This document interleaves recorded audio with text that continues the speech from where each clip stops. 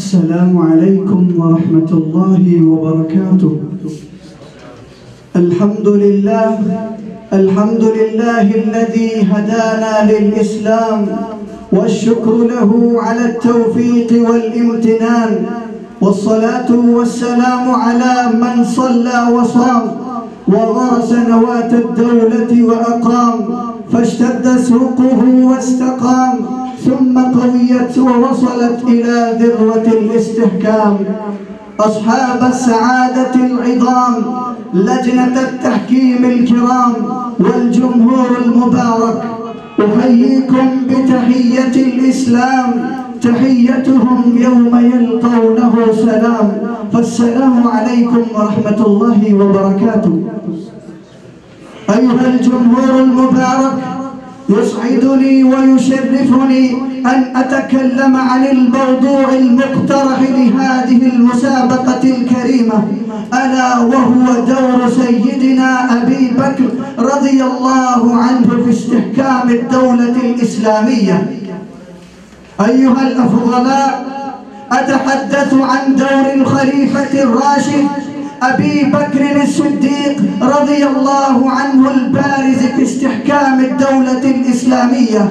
فلضيق الوقت ووجود العلماء الأفاضل أكتفي في سرد النقاط سردا، رجاء السماح والقبول، لأن العفو عند كرام الناس مقبول.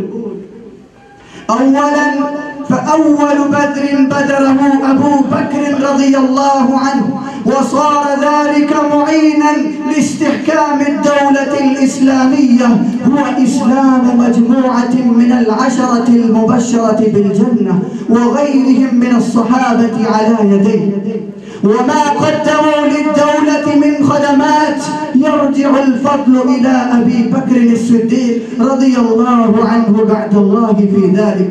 ثانيا، قوى الدولة بعدله الشهير، لأن الحكم قد يبقى بالشرك ولكن لا يستمر بالظلم والجور، فقال رضي الله عنه: الضعيف منكم قوي عندي حتى أرجع عليه حقه إن شاء الله، والقوي فيكم ضعيف حتى آخذ الحق منه إن شاء الله.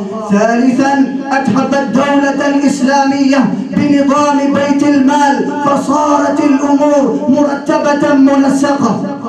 رابعا، ومن أبرز دوره في تقوية الإسلام رأيه السديد عن المرتدين عندما قال: والله لو منعوني عقالا أو عناقا كانوا يؤدونه إلى رسول الله صلى الله عليه وسلم لقاتلتهم على منعها.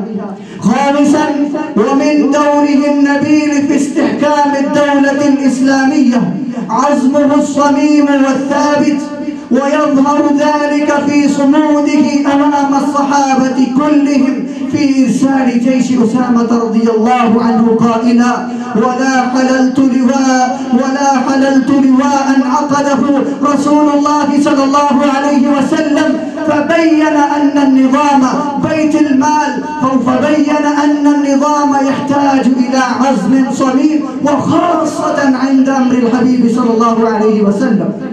خامسا، ومن دوره القوي في استقام الدولة الإسلامية رأيه السديد عن المرتدين عندما قال: والله لو منعوني عقالا أو عناقا كانوا يؤدونه إلى رسول الله صلى الله عليه وسلم. سابعا، دورا آخر وليس بأخير، شروعات الفتوحات الإسلامية، وما ذلك إلا لحنكه القدير وعمله الدؤوب وإخلاصه المقبول. وأختم كلامي بقول ابن المديني رحمه الله: لقد حفظ الله الإسلام برجلين، بأبي بكر الصديق رضي الله عنه يوم الردة، وبأحمد بن حنبل رحمه الله يوم خلق القرآن. والسلام عليكم ورحمة الله وبركاته.